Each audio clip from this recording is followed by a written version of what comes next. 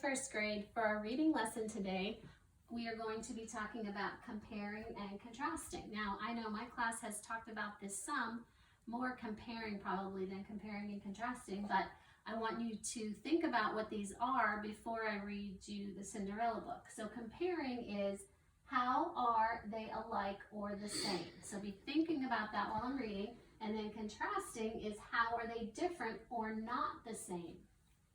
So I'm going to start reading the Cinderella book and then we'll come back to the comparing and contrasting part. So this is Cinderella. Once upon a time, there was a beautiful girl named Cinderella. She was so kind that even the mice and the birds were her friends. Each morning, the birds woke her from her sweet dreams with their song.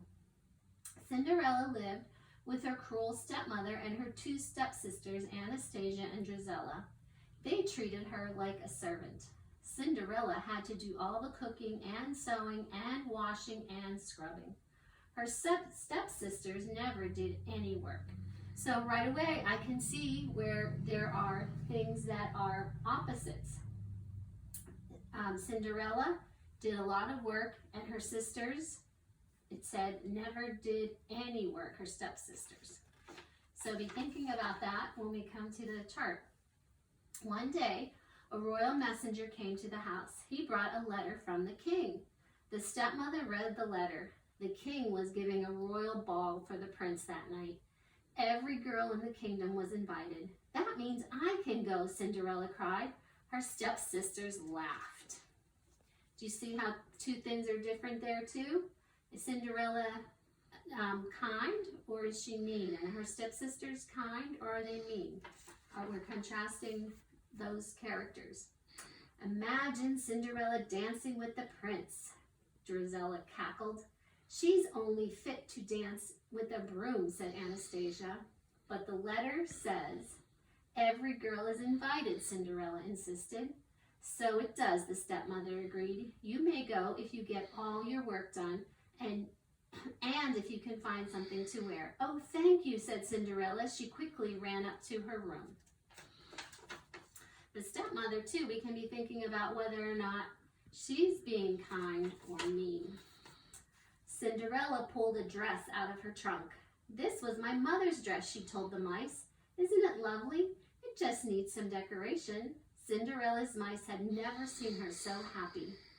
A thin mouse named Jacques thought Cinderella would be the prettiest girl at the ball. A fat mouse named Gus agreed. Cinderella took out her sewing basket. I need a sash and some beads, she said.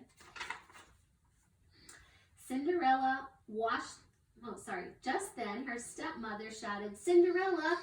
Cinderella hurried downstairs. Cinderella, wash the floors, her stepmother ordered. But I washed them yesterday, Cinderella said. Well, wash them again, snapped the cruel woman, and dust the drapes and clean the windows and finish the sewing. So be thinking about if the stepmom was kind or mean, okay? The mice felt sorry for Cinderella. Cinderella, do this. Cinderella, do that, Jacques said. Cinderella will never have time to fix her dress. Then her stepmother won't have to let her go to the ball. Poor Cinderella, Gus agreed. One of the mice had an idea. Why don't we fix the dress for Cinderella? We can do it. All the animals agreed to help. Gus and Jacques sneaked into the stepsisters' room.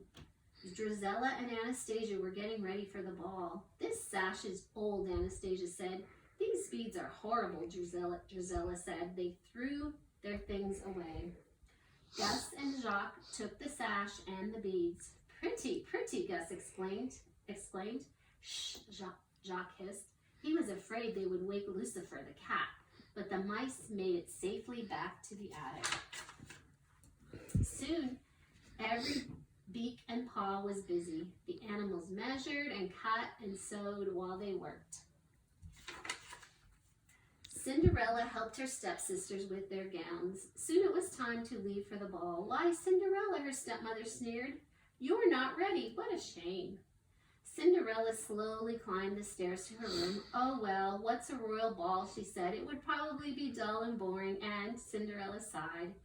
Completely wonderful, but her dress wasn't finished. She couldn't go. Cinderella opened the door to her room. "Surprise!" shouted the mice and birds. Cinderella thought she was dreaming. Her dress was beautiful. "Oh, thank you," Cinderella told her friends, her little friends. She put on the gown and hurried downstairs. "Isn't my dress lovely? May I go to the ball?" Cinderella asked. Anastasia and Drizella gasped. "Mother, she can't." "Well, we did have a bargain," began the stepmother. At that moment, the sisters recognized the things they'd thrown away. "My sash," Anastasia wailed. "My beads," Drizella shrieked. The sisters tore at Cinderella's gown. They took back the sash and the beads. Cinderella was left in rags.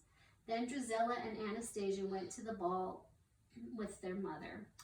Were those girls being kind, or were they being mean? Cinderella ran into the garden. She tried to remember her sweet dreams, but she didn't think they would ever come true. Her animal friends had never seen her so sad. "There's nothing left to believe in. Nothing," Cinderella sobbed. She didn't notice the lights that twinkled and danced all around her, but Jacques and Gus did. They could hardly believe their eyes. The lights turned into a kind-looking woman. The woman patted Cinderella's head. She said, "You must believe in something, or I couldn't be here. And here I am, so dry your tears. Now, where did I put my wand?" The woman was Cinderella's fairy godmother. Everything she needed to help Cinderella was right in the garden. The fairy godmother waved her wand. Bibbidi, bibbidi, bibbidi, bobbidi, boo. 4 mice became 4 white horses. Bibbidi, bobbidi, boo. A pumpkin turned into a beautiful coach. A horse became the coachman, and a dog became the footman.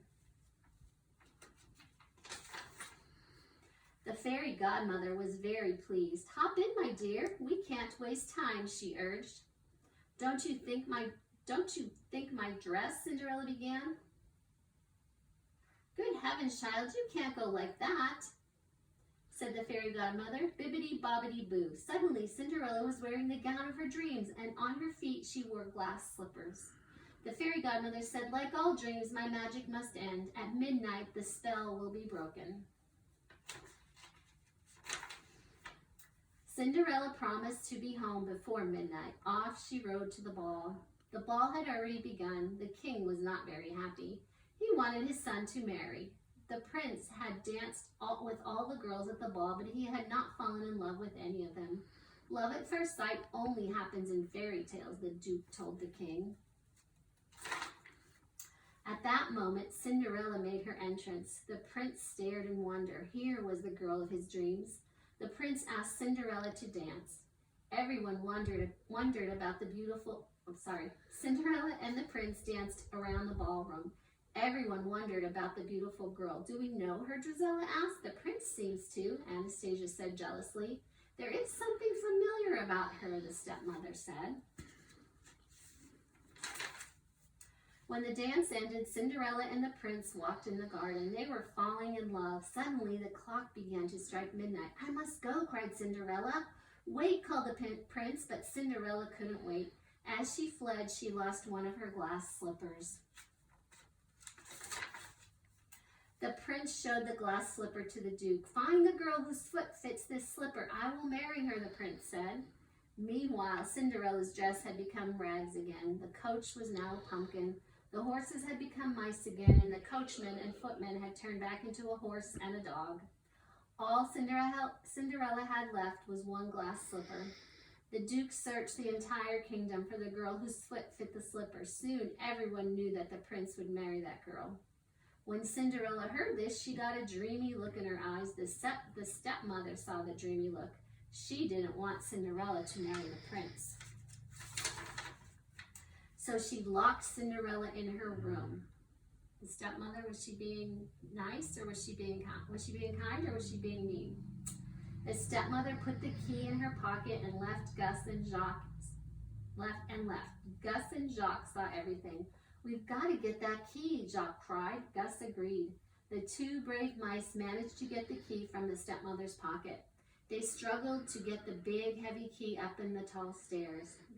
Jacques and Gus had to hurry. The Duke had just arrived. His footman carried the glass slipper. Anastasia tried on the slipper. Her foot was much too big. Drizella tried next. She couldn't even fit her toes into the slipper. Are there any other ladies in the house? Asked the Duke. There is no one else, the stepmother answered. The Duke was about to leave when Cinderella came down the stairs. Jacques and Gus had freed her. May I try on the slipper, she asked, but the cruel stepmother tripped the footman. The footman fell and the slipper broke. Luckily, Cinderella had the other glass slipper. Of course, it fit perfectly. Cinderella and the prince were soon married. It was Cinderella's dream come true. Jock and Gus were surprised because they always knew that if you keep on believing, that's just what dreams do. And that's the end. So, comparing, we're going to think about the things that were alike in the story.